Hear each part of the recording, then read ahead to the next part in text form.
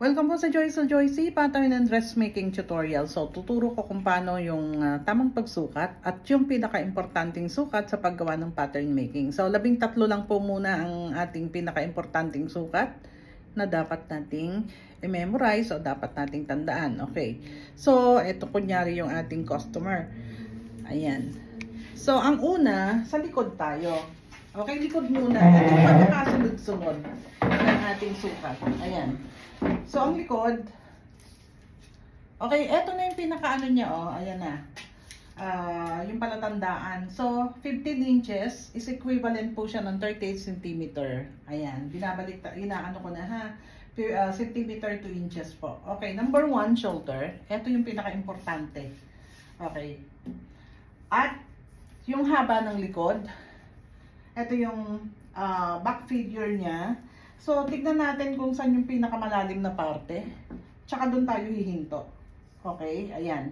Doon tayo hihinto sa pinakamalalim. Meron tayong parang kanal dito. So, malalim yan. So, doon ka huminto. Ayan.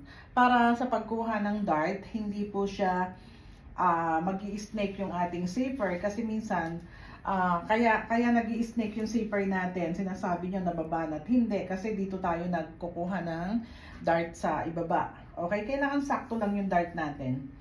Okay, ayan. 1, 2. Okay, harap na natin si client. Ayan.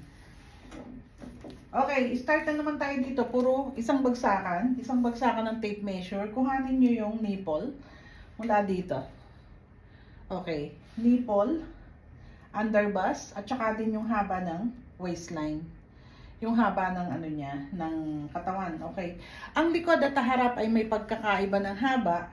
Depende sa laki ng suso. Okay. Nagkakaroon ng gap ang back and front ng almost 3 cm. Kung malaki ang suso niya, kapsi, minsan 10 cm pa po ang gap niya. Huwag po kayong magtaka kasi ganun po talaga ang katawan ng tao. So, dalawa sa likod, pangatlo, pang-apat, at saka pang-lima. Okay, pang-limang sukat. Okay, dito na tayo sa pang-anim na sukat. Puro na ito pabilog. Okay. Bust line. Okay, bust line. Empire. At saka waistline. Ayan. Hindi na tayo aalis sa puro paikot. Para hindi na kayo, pabago-bago. Okay, first hips, sinusukat din po ang first hips minsan, pero yung iba hindi na nila sinusukat, pero dapat sukatin po natin para makita natin kung anong shape ng katawan meron siya. Okay, first hips, second hips, puro paikot na to. Okay, second hips, eto siya. Yung second hips, paano natin makukuha? Down 25 po, down 25 cm, tapos second hips, ayan. At yung first hips naman is down 12 cm.